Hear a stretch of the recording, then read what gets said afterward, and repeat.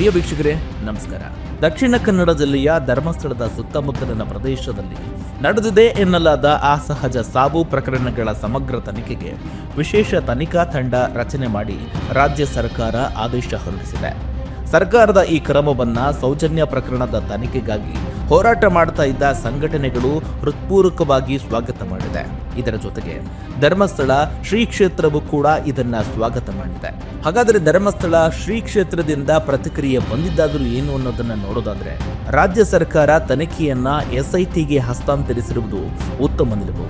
ಈ ಆರೋಪದ ವಿಚಾರದಲ್ಲಿ ಪ್ರಾಮಾಣಿಕವಾಗಿ ತನಿಖೆ ನಡೆಯಬೇಕೆಂಬುದು ನಮ್ಮ ಹಾಗೂ ಸಾರ್ವಜನಿಕರ ನಿರೀಕ್ಷೆಯಾಗಿದೆ. ಸಮಾಜದ ನೈತಿಕತೆ ಹಾಗೂ ಶ್ರದ್ಧೆಗೆ ನಿಲುಕುವ ಬಲವಾದ ಆಧಾರವೇನೆಂದರೆ ಅದು ಸತ್ಯ. ಆದ್ದರಿಂದ ಈ ಪ್ರಕರಣದಲ್ಲಿ SIT ತನಿಖಾ ತಂಡ ಸತ್ಯಾಂಶವನ್ನ ಅತಿ ಶೀಘ್ರವಾಗಿ ತನಿಖೆ ನಡೆಸಿ ಸಾರ್ವಜನಿಕರ ಮುಂದೆ ಬಹಿರಂಗಪಡಿಸಬೇಕೆಂಬುದು ನಮ್ಮ ಆಶಯ ಎಂದು ಧರ್ಮಸ್ಥಳದ ವಕ್ತಾರ ಕೆ ಪಾರ್ಶ್ವನಾಥ್ ಜೈನ್ ತಿಳಿಸಿದ್ದಾರೆ.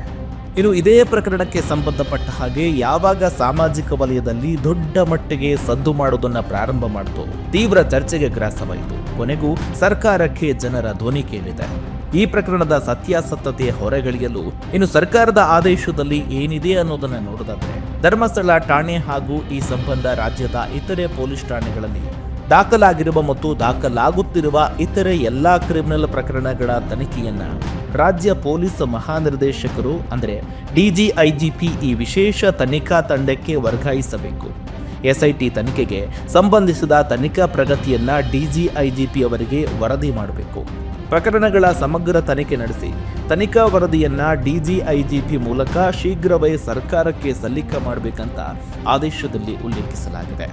ಇನ್ನು ಧರ್ಮಸ್ಥಳದಲ್ಲಿ ಶವಗಳ ವಿಲೇವಾರಿ ಪ್ರಕರಣ ಸಂಬಂಧ ಸಮಗ್ರ ತನಿಖೆಯಾಗಬೇಕೆಂದು ರಾಜ್ಯದೆಲ್ಲೆಡೆ ಒತ್ತಾಯ ಕೇಳಿಬರ್ತಾ ಇತ್ತು. ಈ ಮಧ್ಯೆ ರಾಜ್ಯ ಮಹಿಳಾ ಆಯೋಗದ ಅಧ್ಯಕ್ಷರು ಸರ್ಕಾರಕ್ಕೆ ಪತ್ರ ಬರೆದಿದ್ದರು. ಪ್ರಕರಣದ ಸಮಗ್ರ ಮತ್ತು ನಿಷ್ಪಕ್ಷಪಾತ ತನಿಖೆಗೆ ಹಿರಿಯ ಪೊಲೀಸ್ ಅಧಿಕಾರಿಗಳ ನೇತೃತ್ವದಲ್ಲಿ SIT ರಚಿಸುವಂತೆ ಕೋರಿದ್ರು.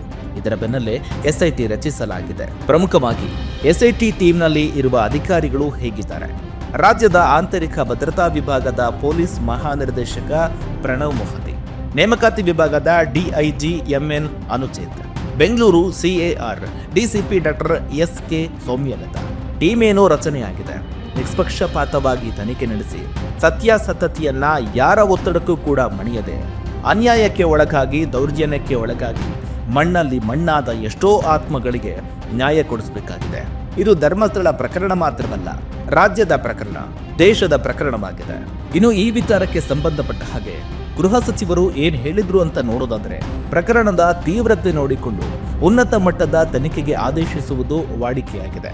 ಅಂತೆಯೇ ಈ ಪ್ರಕರಣ ಕುರಿತು CM ಮತ್ತು ನಾನು ಕೂಡ ಚರ್ಚಿಸಿದ ಬಳಿಕ SIT ರಚಿಸಲಾಗಿದೆ ಅಂತ ಗೃಹ ಸಚಿವರು ಹೇಳಿಕೆ ಕೊಟ್ಟಿದ್ದಾರೆ. ಯಾರು ಅಲ್ಲಿ ಕಂಪ್ಲೇಂಟ್ ಕೊಟ್ಟಿದ್ರು ಅದರಲ್ಲಿ ಪ್ರಿಲಿಮಿನರಿ ಎನ್ಕ್ವೈರಿ ಆಗಲಿ, ನಂತರ ಮುಂದೆ ನಾನು ಅವತ್ತೇ ಹೇಳಿದ್ದೆ, ನಾನು ಮುಂದೆ ಅಗತ್ಯ ಬಿದ್ದರೆ ನಾವು ಇನ್ನೂ ಉನ್ನತ ಮಟ್ಟದ ತನಿಖೆ ಮಾಡ್ತೇವೆ ಅಂತ ಹೇಳಿ ನಾನು ಹೇಳಿದ್ದೆ. ನಾವು ಮುಖ್ಯಮಂತ್ರಿಗಳು, ನಾನು, ನಮ್ಮ DG ಅವರು ಎಲ್ಲರೂ ಕೂತ್ಕೊಂಡು ಮಾತನಾಡಿ ಮೊನ್ನೆನೇ ತೀರ್ಮಾನ ಮಾಡಿದ್ವಿ. ಅದು ಆದೇಶವನ್ನು ನಿನ್ನೆ ಹೊರಡಿಸಿದ್ದಾರೆ. ಮೊಹಂತಿ ಅವರು ಒಬ್ಬ ಹಿರಿಯ ಪೊಲೀಸ್ ಅಧಿಕಾರಿ, ಅವರ ನೇತೃತ್ವದಲ್ಲಿ ಆಗಬೇಕು ಅಂತೇಳಿ ಮಾಡಿದ್ದೇವೆ. ಅದನ್ನು ತನಿಖೆ ಪ್ರಾರಂಭ ಆಗಿ ತನಿಖೆ ವರದಿ ಅದರ ಡೆವಲಪ್ಮೆಂಟ್ಸನ್ನು ನಾವು DGಗೆ ತಿಳಿಸ್ತಾ ಇರಬೇಕು ಮತ್ತು ಅಂತಿಮ ವರದಿಯನ್ನು ಕೂಡ DGIGಗೆ ಸಬ್ಮಿಟ್ ಮಾಡಬೇಕು ಅಂತೇಳಿ ಹೇಳಿದ್ದೇವೆ. ಅವರು ಕೆಲಸ ಪ್ರಾರಂಭ ಮಾಡ್ತಾರೆ. ಆ ಸ್ಟೇಷನ್ ಮಟ್ಟದಲ್ಲಿ ಅವರು ಕಂಪ್ಲೇಂಟ್ ಕೊಟ್ಟಾಗ ಫಸ್ಟು FIR ಹಾಕಿ ಅವರು ಇನ್ವೆಸ್ಟಿಗೇಷನನ್ನು ಮಾಡ್ತಾರೆ ಸಾಮಾನ್ಯವಾಗಿ.